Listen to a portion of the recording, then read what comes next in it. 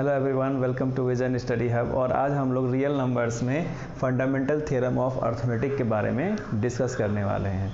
Fundamental theorem of arithmetic को discuss करने से पहले हम लोग डिस्कस करेंगे कंपोजिट नंबर के बारे में। कोई भी कंपोजिट नंबर जो होता है उसको हम फैक्टराइज करते हैं तो उसके जो फैक्टर मिलते हैं वो हमें प्राइम नंबर्स में मिलते हैं। यानी हम ये कह सकते हैं कि कोई भी कंपोजिट नंबर जो है वो प्राइम्स का प्रोडक्ट है, यानी प्राइम नंबरों को प्रोडक्ट करने से कंपोजिट नंबर मालूम होता है। तो आज हम यहाँ पे एक कंपोजिट नंबर लेते हैं एज ए एग्जांपल। हमने एक कंपोजिट नंबर ले लिया 12।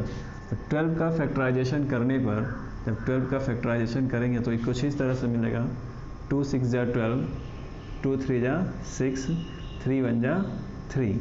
तो इस 12 को हम फैक्टराइज कर दिए तो इसको हम लिखेंगे 2 इंटू 2 इंटू 3, और यहाँ पर 12 इक्वल हो गया 2 का स्क्वायर इंटू 3। तो हमें दो फैक्टर मिले, दो फैक्टर हो गया, पहला 2 हो गया, दूसरा 3 हो गया।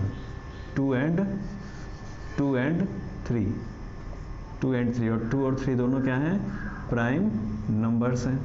2 और 3 दोनों क्या हैं? प्राइम नंबर्स हैं। तो हम ये कहेंगे कि 12 जो है, 12 एक कंपोजिट नंबर है। 12 कंपोजिट नंबर है। ये कहेंगे कि 12 जो है वो प्रोडक्ट है प्राइम नंबरों का, प्रोडक्ट है प्राइम नंबरों का। प्राइम नंबर के प्रोडक्ट करने से हमें एक कंपोजिट नंबर मिलता है। तो इस वजह से कंपोजिट नंबर की इसी क्वालिटी को हम आगे बढ़ाने वाले हैं। अब मैंने यहाँ पे कुछ प्राइम नंबर्स ले रहे हैं। प्राइम नंबर्स जो हैं वो 2 3 5 7 11 13 17 19 23, ऐसे हमने कुछ प्राइम नंबर्स ले लिए। और यहाँ पे कुछ एक्सपेरिमेंट करें। अगर हम प्राइम नंबर्स का मल्टीप्लाई करते जाएं एक दूसरे में, प्राइम नंबर्स का एक दूसरे में हम मल्टीप्लाई करते, जैसे हमने मल्टीप्लाई किया 2 इंटू 3 इंटू 7 का, 7 इंटू 11 इंटू 13 का मल्टीप्लाई किया, 13 इंटू 17 इंटू 19 का मल्टीप्लाई किया। फिर इधर हम मल्टीप्लाई करने वाले हैं 2 इंटू 11 इंटू 13 का। तो अगर प्राइम नंबर्स का हम मल्टीप्लाई करते हैं तो हमें एक रिज़ल्ट मिलता है, एक प्रोडक्ट मिलता है, और वो प्रोडक्ट क्या होता है? एक कंपोजिट नंबर होता है। तो इस तरह से हमने इन प्राइम नंबर्स का मल्टीप्लाई कर रहे हैं एक दूसरे में, तो हमें एक कंपोजिट नंबर मिल रहा है। हमने यहाँ पर 2 इंटू 3 इंटू 7 किया तो हमें 42 मिला। फिर यहाँ पे 7 इंटू 11 इंटू 13 किया तो हमें 1001 मिल रहा है। फिर 2 इंटू 3 इंटू 7 इंटू 11 इंटू 23 कर रहे हैं तो 10626 मिल रहा है। फिर 3 into 7 into 11 into 7 into 11 into 23 कर रहे हैं तो हमें 5313 मिल रहा है। इससे एक कंक्लूजन निकलता है कि अगर हम प्राइम नंबर्स का मल्टीप्लाई करते जाएं तो एक कंपोजिट नंबर मिलता है। लेकिन हम सभी प्राइम नंबर्स का एक दूसरे से मल्टीप्लाई करेंगे तो कितने कंपोजिट मिलेंगे? शायद मेनी मोर, बहुत ज़्यादा, या इनफाइनाइट तक। इनफाइनाइट तक मतलब जहाँ तक हम काउंट कर सकेंगे, यानी प्राइम नंबर्स बहुत ज़्यादा हैं। वो प्राइम नंबर्स जो एक दूसरे से डिविजिबल नहीं होते हैं, वो सिर्फ खुद से और 1 से डिविजिबल होते हैं। उनके फैक्टर्स जो होते हैं सिर्फ और सिर्फ 2 ही होते हैं। तो वो प्राइम नंबर्स का हम मल्टीप्लाई करेंगे तो कंपोजिट नंबर हमें ज़्यादा से ज़्यादा मिलते जाएंगे और इनफाइनाइट तक मिलेंगे। तो इस तरह से ये कंक्लूजन निकलता है कि प्राइम नंबर्स का मल्टीप्लाई करेंगे तो वो इनफाइनाइट तक मिलेंगे, और उन प्राइम नंबर्स का प्रोडक्ट जो होगा एक कंपोजिट नंबर होगा, और वो कंपोजिट नंबर इनफाइनाइट तक हमें मिलता रहेगा। प्राइम नंबर्स भी बहुत ज़्यादा हैं, इनफाइनाइट तक हैं, तो उनका एक दूसरे से मल्टीप्लाई करना, और मल्टीप्लाई करने के बाद कंपोजिट नंबर जो हैं वो इनफाइनाइट तक मिलते रहेंगे। अब मैं यहाँ पर एक कंपोजिट नंबर लेता हूँ 50 एज ए एग्जांपल। 50 मैं एक कंपोजिट नंबर लेता हूँ और इसका फैक्टराइज करता हूँ। फैक्टराइज करने के बाद मैं इसका फैक्टर ट्री बनाने वाला हूँ। इसका फैक्टर ट्री बनेगा। फैक्टर ट्री कैसे बनता है ध्यान दीजिएगा। तो मैंने फैक्टराइज किया तो 225 50 हो गया। फिर 5 से 25 को डिवाइड किया तो हमें 5 मिला। फिर 5 से 5 को डिवाइड किया तो 1 मिला। ये इसका फैक्टराइजेशन हो गया 25 का। तो इसको हम दिखा रहे हैं ऐसे करके, ये एक बॉक्स बन गया। इसमें मैंने 2 को दिखाया, यहाँ पर मैंने 25 को दिखाया। ध्यान दीजिए, लेफ्ट साइड जो है वो हम प्राइम नंबर्स को दिखाएंगे और राइट साइड हम कंपोजिट नंबर को दिखाने वाले हैं। अब जो 25 का हम फैक्टराइजेशन करेंगे तो हमें जो 2 नंबर्स मिलने वाले हैं नेचुरल नंबर्स, वो नेचुरल नंबर दोनों क्या हो जाएंगे? प्राइम हो जाएंगे। तो अब ये इधर कंपोजिट नहीं रहा। जब लास्ट टाइम में ये अगर हमको प्राइम ही मिल रहा है तो हम प्राइम भी इधर लिखेंगे 5 और 5, और फिर इस प्राइम नंबर का भी हम फैक्टराइजेशन करने वाले हैं, तो वो हमें कुछ इस तरह से मिलेगा। इधर हो जाएगा 5 और यहाँ हो जाएगा 1, लास्ट में यहाँ पर हमें 1 मिलना है।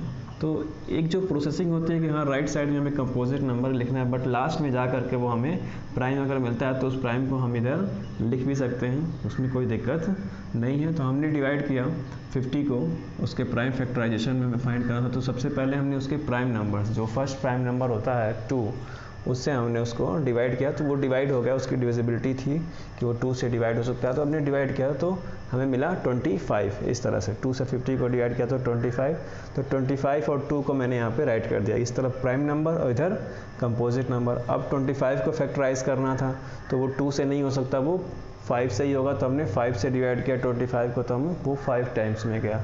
तो अब यहाँ पे मैंने इधर 5 लिख दिया, इधर 5 लिख दिया, और फिर इस 5 का फैक्टराइजेशन किया तो हमें 5 और 1 मिला, तो इधर 5 लिख दिया, इधर 1 लिख दिया। तो ये हो गया एक फैक्टर ट्री। तो इस तरह से हम 50 को एक्सप्रेस करेंगे तो वो हमें मिलने वाला है 2 × 5 × 5, ये चीज़ 2 × 5 × 5, यही है कंडीशन। 2 है, 5 है और 5 है, 2 5 जा 10, 10 5 जा 50। तो ये 2, 5 और 5, 50 को हम ऐसे लिख सकते हैं 2 × 5 का स्क्वायर। यहाँ से हमें 2 प्राइम नंबर्स मिलते हैं। क्या मिलते हैं? 2 प्राइम नंबर्स मिलते हैं। इससे एक कंक्लूज़न ये निकलता है कि किसी भी कंपोजिट नंबर को उसके प्राइम नंबर्स के प्रोडक्ट के रूप में ही फैक्टराइज किया जा सकता है और उसी तरह से उसको एक्सप्रेस किया जा सकता है। तो फंडामेंटल थ्योरम ऑफ अर्थमेटिक यही है कि every composite number can be expressed as a product of primes. हर एक कंपोजिट नंबर जो है उसको हम प्राइम नंबर्स के प्रोडक्ट के रूप में एक्सप्रेस कर सकते हैं। यहाँ पर 50 जो है वो कंपोजिट नंबर है, उसको हमने फैक्टराइज किया तो वो हुआ 2 × 5 × 5, यानी 2 × 5 का स्क्वायर, और 2 और 5 जो हैं वो प्राइम नंबर्स हैं, तो उसको हम प्राइम नंबर्स के प्रोडक्ट के रूप में एक्सप्रेस कर सकते हैं। तो यही हमारा फंडामेंटल थ्योरम है कि हर एक कंपोजिट नंबर जो है वो प्राइम नंबर्स के प्रोडक्ट के रूप में एक्सप्रेस किया जा सकता है। अभी हम लोगों ने फैक्टर ट्री बनाया। फैक्टर ट्री जो है वो 50 का बना था फैक्टर ट्री। आइए बात करते हैं थोड़ा सा फंडामेंटल थ्योरम ऑफ अर्थमेटिक के बारे में। तो फंडामेंटल थ्योरम ऑफ अर्थमेटिक जैसा ही एक थ्योरम दिखाया गया था, यूक्लिड की एक बुक थी, यूक्लिड्स एलिमेंट। उस बुक का नाम था यूक्लिड्स एलिमेंट। उस बुक का 9th वर्जन था, उस बुक के 9th वर्जन में सेम ऐसा ही फंडामेंटल थ्योरम ऑफ अर्थमेटिक जैसा ही एक थ्योरम वहाँ पे दिखाया गया था। फिर इस फंडामेंटल थ्योरम का करेक्ट जो प्रूफ था वो दिया कार्ल फ्रेडरिक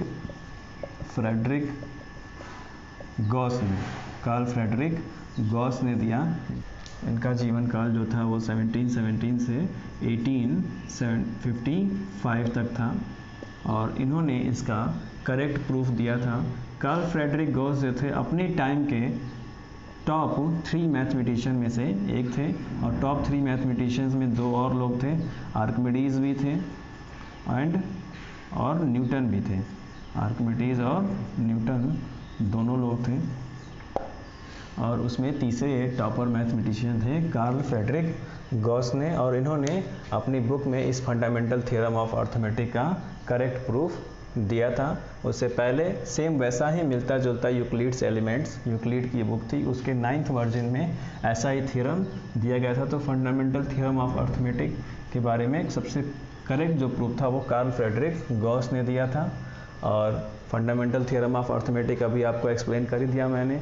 बहुत ही सिंपल है कि एवरी कंपोजिट नंबर, हर एक कंपोजिट नंबर जो है उसको एक्सप्रेस करेंगे तो वो अपने प्राइम नंबर्स के प्रोडक्ट के रूप में एक्सप्लेन हो जाएगा और वैसे एक्सप्रेस होता है, वही दिखाया जाता है। तो ये मैंने कहा कि every composite number can be expressed as a product of prime number, हर एक कंपोजिट नंबर। और प्राइम नंबर्स में मल्टीप्लाई करते जाएंगे तो कंपोजिट नंबर ही मिलता रहेगा और बहुत ज़्यादा मिलता रहेगा, यानी कि इनफाइनाइट तक मिलता रहेगा। तो ये है फंडामेंटल थ्योरम ऑफ अर्थमेटिक। और अभी इसके बारे में एक और एग्जांपल आपको दिखाते हैं, इसके एप्लीकेशंस भी बताएंगे और इसके यूजेस भी बताएंगे। तो अभी बात करेंगे फंडामेंटल थ्योरम ऑफ अर्थमेटिक पे बेस्ड करते हुए कुछ क्वेश्चंस के बारे में। यहाँ पे मैंने एक एग्जांपल लिया है कि for 4 power n check whether 4 power n के लिए कह रहा है कि चेक कीजिए there is any value of n की किसी भी वैल्यू जो है वो अगर हम 4 पावर n रखते हैं, n के प्लेस पर रखते हैं, तो उसका एंडिंग जो होगा उसको अगर हम सॉल्व करें, क्योंकि ये एक्सपोनेंट के फॉर्म में है, 4 पावर n जो है वो एक्सपोनेंट के फॉर्म में है, तो इसको अगर हम सॉल्व करते हैं तो इसको जो वैल्यू आने वाली, जो एक कंपोजिट नंबर आने वाला है या जो भी नेचुरल नंबर आएगा, उसका एंड जो होगा वो 0 होगा। एंड मतलब कि वंस डिजिट, एंड्स का मतलब जो है वो वंस डिजिट से है, वंस प्लेस पर जो डिजिट होगा वो 0 होगा। वो क्या होगा? 0 होगा। वंस प्लेस का डिजिट मतलब 1 और 0, तो ये वंस प्लेस पे आता है, ये टेंस प्लेस पे आता है, तो ये 0 होना चाहिए, ऐसा वहाँ पे क्वेश्चन में दिया हुआ है। और कह रहा है कि यहाँ पे n जो है वो बिलोंग करता है कैपिटल n से, कैपिटल N जो है वो नेचुरल नंबर है। तो हम यहाँ पे चेकआउट करेंगे कि जी हाँ 4 पावर n जो है वो 1 2 3 4 dash dash dash dash infinite तक किसी भी नेचुरल नंबर को आप ले सकते हैं। तो 4 पावर n जो है इसको हम फैक्टराइज करेंगे तो वो हमें कुछ इस तरह से मिलेगा, 2 का पावर 2 और इसका पावर n, यानी कि 2 का पावर 2n। तो 2 का पावर 2 जो है वो प्राइम नंबर्स में मैंने इस 4 पावर n को एक्सप्रेस्ड कर दिया, ये एक्सप्रेस्ड हो गया प्रोडक्ट ऑफ प्राइम नंबर्स में, प्रोडक्ट ऑफ प्राइम्स में, और उसी प्रोडक्ट को मैंने एक्सपोनेंट के फॉर्म में दिखा दिया। किस फॉर्म में दिखा दिया? एक्सपोनेंट के फॉर्म में दिखा दिया। इस 4 पावर n का सॉल्व करने के बाद एंड जो है वो 0 आए, इसके लिए हमें ज़रूरी ये है कि इसको सॉल्व करें तो उसमें उसका जो भी कंपोजिट नंबर आता है वो 5 से डिविजिबल होना चाहिए, यानी कि उसके प्राइम फैक्टराइजेशन में 5 आना चाहिए। बट हम यहाँ पे 4 पावर n का प्राइम फैक्टराइजेशन कर रहे हैं तो हमें मिल रहा है 2 का पावर 2n, यानी ये 2 के प्रोडक्ट में आ गया, प्रोडक्ट ऑफ प्राइम्स। तो यहाँ पे 2 ही सिर्फ प्राइम नंबर है, यहाँ पे सिर्फ 2 ही प्राइम नंबर है, 5 जो है इसमें इंक्लूडेड नहीं है। तो इसलिए ये पॉसिबल नहीं है कि 4 पावर n की किसी भी वैल्यू के लिए इसका एंड पॉइंट जो है वो 0 हो जाए, इसलिए ये पॉसिबल नहीं है, क्योंकि इसका प्राइम फैक्टराइजेशन करने पर हमें सिर्फ 2 ही मिल रहा है, 2 ही के प्रोडक्ट मिल रहे हैं, यही एक प्राइम नंबर है। यहाँ पे 5 जो है इसमें इंक्लूडेड नहीं है। अगर इसमें 5 भी रहता एज अ प्राइम नंबर, वो यहाँ पे रहता और वो प्रोडक्ट में शामिल होता, तब ये डिविजिबल होता, तो हमें इसका एंड पॉइंट क्या होता? 0 मिलता। बट ऐसा नहीं है, यहाँ पे सिर्फ 2 ही है, तो इस वजह से नहीं होगा। ये हम अपने डिस्क्रिप्शन में लिखेंगे। इसके सॉल्यूशन में एक दूसरा तरीका भी है, इसको सॉल्व करने का एक दूसरा मेथड भी है कि इसको हम प्रैक्टिकली सॉल्व करके देख लें। ये तो था इसके बारे में थ्योरी टाइप में इसका बातें लिखना, थ्योरीज लिखना। अब इसको हम प्रैक्टिकली से इसको सॉल्व भी कर सकते हैं। प्रैक्टिकली सॉल्व करेंगे तो वो किस तरह से होगा, ध्यान दीजिएगा। अब इसी क्वेश्चन के सॉल्यूशन को प्रैक्टिकली चेक करते हैं। प्रैक्टिकली चेक किया मैंने, तो n के प्लेस पर 1 2 3 4 5 डैश डैश डैश इनफाइनाइट तक आप पुट कर सकते हैं। मैंने थोड़ा ही इसमें पुट किया है, 1 2 3 4 5 तक ही पुट किया है। तो मैंने 4 का पावर 1 पुट किया है, क्योंकि 4 का पावर n था ये, तो n के प्लेस पर ही पुट करना था। तो 4 का पावर 1 करेंगे तो हमें मिलने वाला है 4, क्योंकि क्या था कि n जो है वो नेचुरल नंबर है। n क्या है? नेचुरल नंबर है, तो हमने नेचुरल नंबर को ही पुट किया, होल को नहीं पुट किया, 0 नहीं रखा इसमें। 4 का पावर 2 रखा तो 4 × 4 हुआ, तो ये हो गया 16। फिर 4 का पावर 3 रखा तो 4 × 4 × 4 हुआ, तो मिला हमें 64। फिर 4 का पावर 4 रखा तो हमें मिला 4 × 4 × 4 × 4 इक्वल टू 50। ये कंपोजिट नंबर है, 4 16 64 256, ये सभी कंपोजिट नंबर्स हैं। ये भी जो है 4 है वो कंपोजिट नंबर ही है।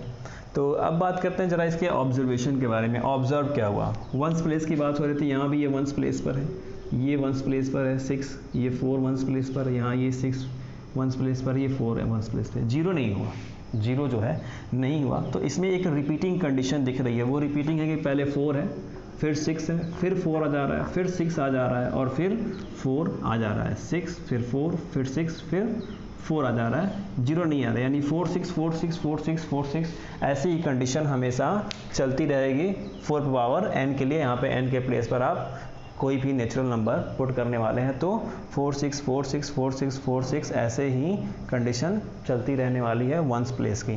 तो वंस प्लेस पर इस तरह से कभी कोई 0 नहीं आने वाला, प्रैक्टिकली प्रूफ में मैंने इस तरह से दिखा दिया। तो ये था एक एग्जांपल जिसमें हम दिखा रहे थे कि 4 पावर n में इस तरह से पूछा जा सकता है क्वेश्चन में। यहाँ पे 4 के प्लेस पर 12 भी रख सकता है, 6 भी रख सकता है, 8 भी रख सकता है, और उसके वंस प्लेस की बात की जा सकती है, टेंस प्लेस की बात की जा सकती है। यहाँ पे एंड के बारे में बात किया, यानी कि वंस डिजिट के बारे में बात किया, वंस प्लेस के बारे में बात किया है। तो ये था इसको एग्जाम्पल का सॉल्यूशन प्रैक्टिकली तरीके से। मैंने यहाँ पे एक एग्जाम्पल लिया है। एग्जाम्पल में क्वेश्चन ये है कि find the LCM of 6 and 20। 6 और 20 का एलसीएम फाइंड करना है और एचसीएफ भी फाइंड करना है। Find the HCF and LCM of 6 and 20 by prime factorization method. HCF और एलसीएम फाइंड करना है प्राइम फैक्टराइजेशन मेथड से। तो ठीक है, इसका एलसीएम हमने फाइंड किया और एचसीएफ भी। प्राइम फैक्टराइजेशन किया तो हमें मिला 6 इक्वल 2 का पावर 1 इंटू 3 का पावर 1, और 20 का प्राइम फैक्टराइजेशन किया तो हमें मिला 2 इंटू 2 इंटू 5 प्राइम फैक्टराइजेशन। इसी तरह से करते हैं। 6 इक्वल 2 से 6 को डिवाइड किया तो 3 मिला, 3 से 3 को डिवाइड किया तो 1 मिला, तो हमें 2 और 3 मिला। तो 2 और 3 भी राइट कर देंगे 2 इंटू 3, बट उसका पावर दिखा रहे हैं 2 का पावर 1 इंटू 3 का पावर 1, और इसी तरह से 20 का किया तो हमें मिला 2 का स्क्वायर इंटू 5 का पावर 1। तो इस तरह से हमने एक कंक्लूजन लिया। तो एचसीएफ इक्वल 2 मिला और एलसीएम इक्वल 6 और 20 का एलसीएम लेंगे तो 2 का स्क्वायर हो जाएगा 3 का पावर 1 इंटू 5 का पावर 1। तो इसको सॉल्व करेंगे तो 4 इंटू 3 इंटू 5 यानी कि 60 एलसीएम आने वाला है। तो यहाँ से एक कंक्लूजन निकलेगा, एक फार्मूला हम बनाए। यहाँ पर हमने एचसीएफ राइट कर दिया 2 और एलसीएम मिला हमें 60। तो इसको जो प्राइम फैक्टराइजेशन मैंने किया था वो मैंने पावर में डिनोट किया था। 2 का पावर 1, 3 का पावर 1, 6 का प्राइम फैक्टराइजेशन, 20 का प्राइम फैक्टराइजेशन 2 का पावर 2 और 5 का पावर 1। वो कुछ इसीलिए लिखा था कि इसके पावर के बेस पर हम एक कंक्लूजन फाइंड करने वाले हैं। वो कंक्लूजन ये है कि HCF equal product of smallest power, product of smallest power of each common prime factor. हर एक जो कॉमन प्राइम फैक्टर है उसमें जो कॉमन है, जो भी प्राइम फैक्टर है उसमें जो कॉमन है उसके स्मॉलेस्ट पावर को लेंगे तो वही हमारा एचसीएफ होने वाला है। तो कॉमन जो है वो है 2 यहाँ भी है और 2 यहाँ भी है। तो इसका स्मॉलेस्ट पावर क्या है? ये 1 है। 1 स्मॉलेस्ट है और 2 क्या है? ग्रेटेस्ट है। तो इसका स्मॉलेस्ट पावर हो गया 2 का पावर 1। तो 2 का पावर 1 ही जो है वही एचसीएफ होगा। तो 2 का पावर 1 सॉल्व करेंगे तो हमें क्या मिलने वाला है? 2 का पावर 1 लेंगे तो वही हमें 2 मिलने वाला है। तो वही हमारा एचसीएफ हो जाएगा। दूसरी बात, एलसीएम की जब हम करते हैं, एलसीएम भी हमें फाइंड करना है, तो उसके लिए मैंने लिखा है कि product of greatest power of each prime factor. Each prime factor, अब यहाँ पे मैंने कॉमन नहीं यूज किया है, यहाँ पे मैं यूज कर रहा हूँ कि ईच प्राइम फैक्टर का ग्रेटेस्ट पावर। तो ध्यान दीजिएगा यहाँ पे ग्रेटेस्ट पावर 2 का ग्रेटेस्ट पावर 2 का पावर 2 है, वो मैंने लिख दिया 2 का पावर 2। फिर 3 है तो 3 इसमें नहीं है, 3 सिर्फ यहाँ है तो उसका पावर 1 ही है। तो यही क्या हो गया? ग्रेटेस्ट हो गया। तो उसको मैंने 3 का पावर 1 लिख दिया एज अ प्रोडक्ट फॉर्म में। और फिर 5 का पावर 1 है, 5 यहाँ नहीं है तो यही क्या हो गया? ग्रेटेस्ट हो गया। तो वो मैंने राइट कर दिया 5 का पावर 1। इसको एक्सपेंड करेंगे तो हो जाएगा 4 इंटू 3 इंटू 5। 2 का इसका करेंगे तो 4 हो जाएगा, मल्टीप्लाई करेंगे तो 60, मल्टीप्लाई करें तो क्या हो जाएगा? 60 एज अ कंपोजिट नंबर। तो ये एलसीएम जो है वो 60 ही हो जाना है। तो इनके एक्सपोनेंट के रूप में, इनको पावर के रूप में राइट करके हमने ये कंक्लूजन निकाला है कि एचसीएफ जो होगा इन दोनों नंबरों में, चाहे 3 नंबर हो चाहे 4 नंबर हो, जो भी हो, उसमें जो कॉमन प्राइम फैक्टर है उसके स्मॉलेस्ट पावर को ही हम एचसीएफ दिखाएंगे, कॉमन प्राइम फैक्टर के स्मॉलेस्ट पावर को। तो कॉमन प्राइम फैक्टर 2 था, उसका स्मॉलेस्ट पावर 2 पावर 1 था, और एलसीएम जो है वो सभी प्राइम फैक्टर के ग्रेटेस्ट पावर का प्रोडक्ट दिखाएंगे, सभी प्राइम फैक्टर के ग्रेटेस्ट पावर का प्रोडक्ट दिखाएंगे। तो सभी प्राइम फैक्टर के ग्रेटेस्ट पावर 2, 3 और 5 था, तो 2 का ग्रेटेस्ट पावर 2 का पावर 2 था, 3 का ग्रेटेस्ट पावर 3 का पावर 1 था, और 5 का ग्रेटेस्ट पावर 5 का पावर 1 था। उनको मैंने प्रोडक्ट फॉर्म में लिख दिया, प्रोडक्ट किया तो हमें मिला 60। तो इस तरह से मैंने एलसीएम फाइंड किया और एचसीएफ फाइंड किया। तो जो ये कंक्लूजन थे एचसीएफ और एलसीएम के, इसे याद रखिएगा, इसकी वजह से बहुत ही आसानी से आप एचसीएफ और एलसीएम फाइंड कर सकते हैं प्राइम फैक्टराइजेशन मेथड से। तो ये इतनी बातें जो थी वो फंडामेंटल थ्योरम ऑफ अर्थमेटिक में थी, और वहाँ पे मैंने 2 एग्जांपल भी दिखाए आपको, एचसीएफ और एलसीएम फाइंड करने के बारे में भी बताया, और इस तरह से मैंने ये एग्जांपल दिखा दिया, find the HCF of and LCM of 6 and 20। Thanks for watching this video.